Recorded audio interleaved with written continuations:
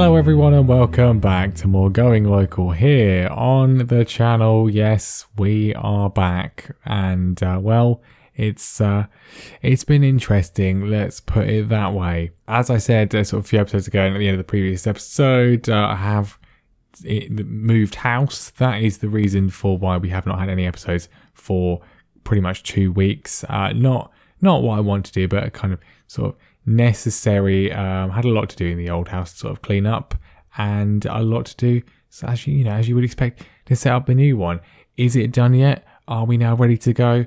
No, we're not. Basically, I won't go into sort of the full details because it's not really that interesting, but basically it's the room that will be my actual office kind of thing, recording space, finally actually having that rather than just doing it in the living room. That is not yet ready despite being advertised as it was going to be ready in time. So that's probably going to take some more time, but I've been able to sort of set up somewhere which is not, it's an okay area. It's not ideal, not least because there's not really any point me setting things up properly in terms of my desk and everything, because I'll just have to then just sort of disassemble it and move it into the room that I'm actually going to be in. So yeah, not ideal. It will do for now to at least get something. We might not necessarily have an episode every day, but we'll have a few, and at the very least we will have International Journeyman back on Sunday as well. But anyway, that's the real life stuff. What about the more important stuff, and that's the Football Manager stuff? It is the start of a new season, season 12 I want to say, or is it 13? Hang on, I've kind of lost track. 3 years at Celtic, 3 years at Feyenoord, 2 years at Porto, 1 year at Lyon, and this is now our 3rd year at Inter Milan. So it's season 12, right? Season 12, which means we've got 8 years left, 9 years left, 9 years left. I can't do maths. We've got some time left to finish off the challenge. And bearing in mind, we still need to win the league and cup in England, France, Italy, Germany, and Spain, plus the Champions League, the Europa League, the Club World Cup, which you've not even been in, and the Super Cup. I would say it's impossible, but we'll give it a go.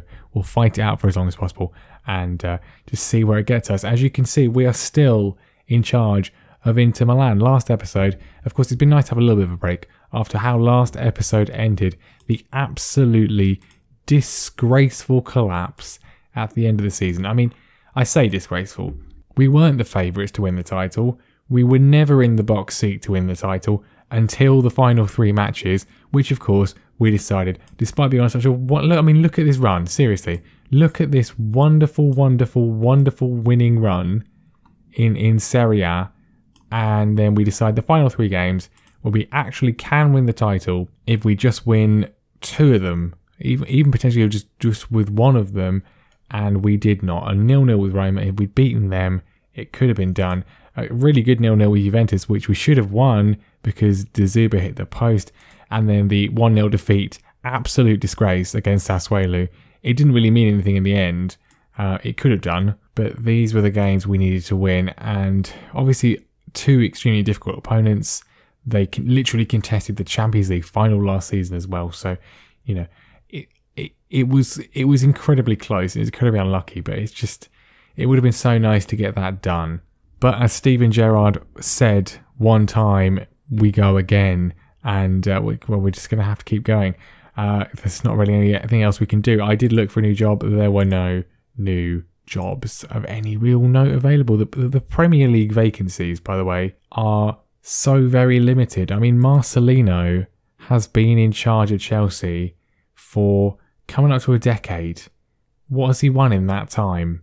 I mean, he's won some FA Cups and some League Cups, which is not a bad return. But this is Chelsea we're talking about. Chelsea. He hasn't won the league once. You're not going to last that long, really, realistically. But anyway, what have we done to try and win the title at Inter Milan this season? Well, it's not great, really. Not what I would kind of necessarily want. The difficult.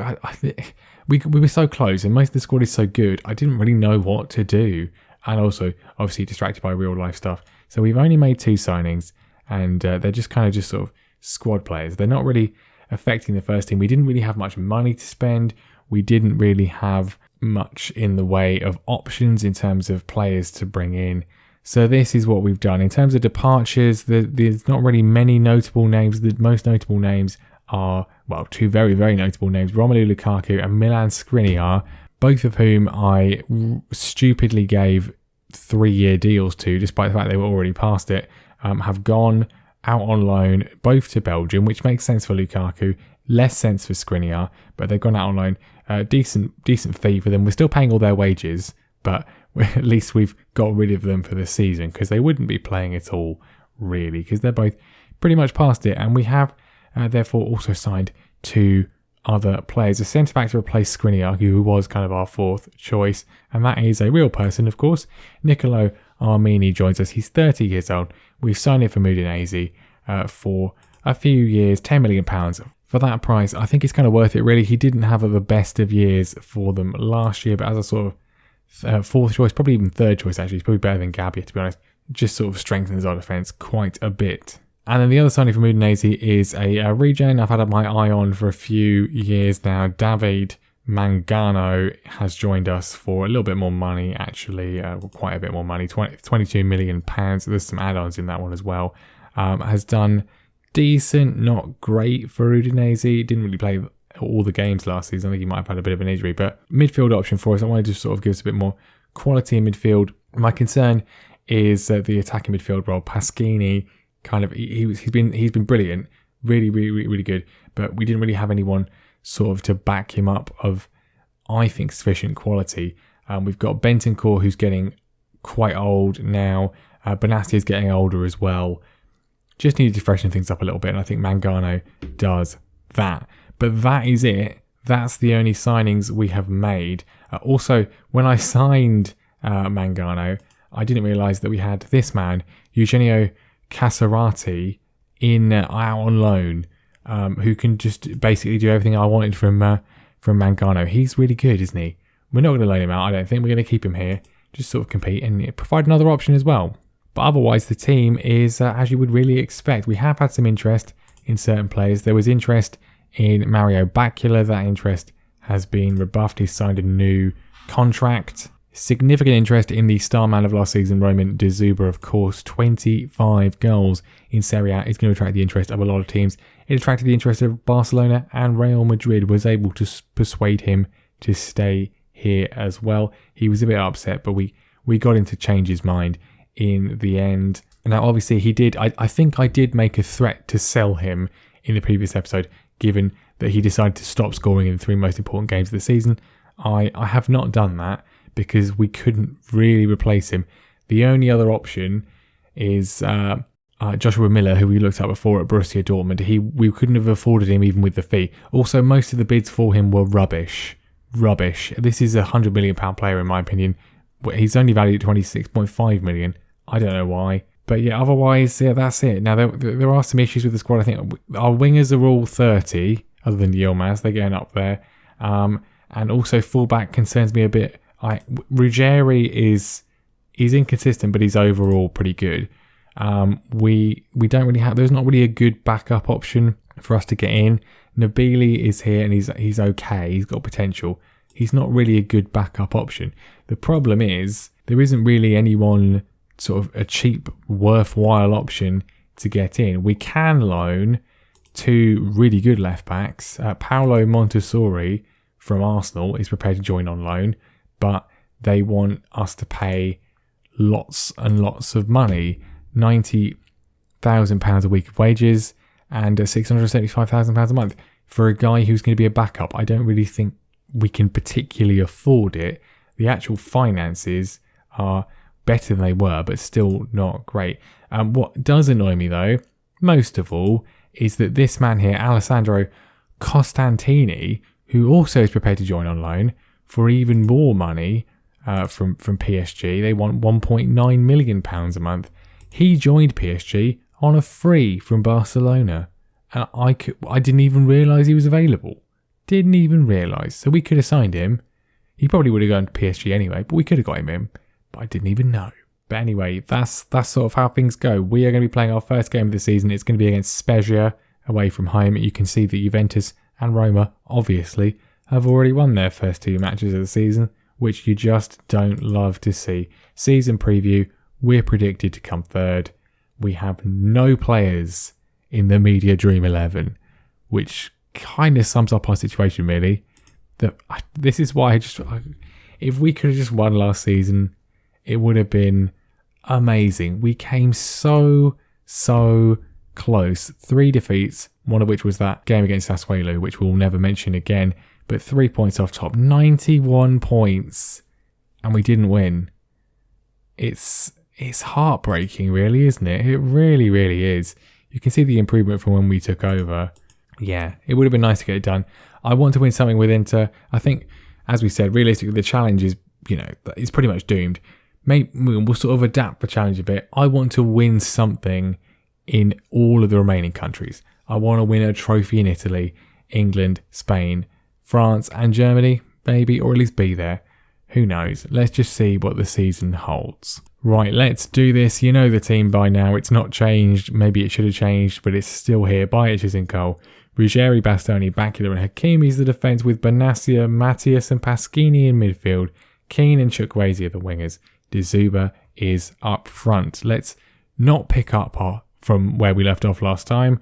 Let's pick up from before that episode, before the final 3 games when it all went wrong, and hopefully take that form into a title challenge this season. I mean, we do have quite a few young players in the team. Bakula is very young, of course. Matthias very young.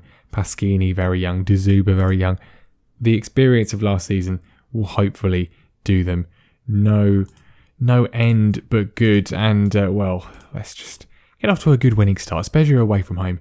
It should be an easy 3 points. I do think if things are going wrong during the season, then we'll look for the exit door if we can. But Chukwueze's intercepted early on. He's found De Zuba. Need to see him get off the mark early on. Matthias in space. He goes for the shot. It's a fierce effort, but Berto is able to claim. Corner in, and Bastoni did not convert. We need him to be. If he could score as many goals as Christopher Julian did for us at Celtic way back when, then we'd be champions without any problem at all. Right, we've been dominant, absolutely dominant in terms of shots on goal. 5 shots on goal, no goals yet. Bakula drags it just wide. That was probably the best chance we've had so far. We've completely dominated the game, you can see from the stats, but still no breakthrough, which is a concern. Another corner, Chukwueze plays it in. This time Bastoni can't even get much of a connection on it, but Matthias is able to recycle the ball. We're playing in a very, very Italy kit at the moment. Doesn't really seem to have any sort of striped element. It just seems very much azure blue.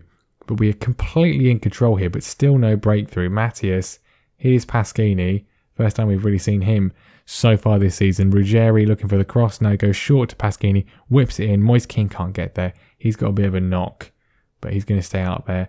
As there's potential break on for Spezia, which is dangerous. But no, we re-intercept the ball and look to work once again. So much space in the midfield for us to use. Let's actually try and do so. Chukwueze rides one challenge, lays it off to Matthias. There's Moise Kean. He's not that injured. He's able to find the finish. And there's the breakthrough we need. Really good move. Brilliant run from Matthias going into that space. Chukwueze gets a little bit of luck, dodges the challenge. Good skill from him.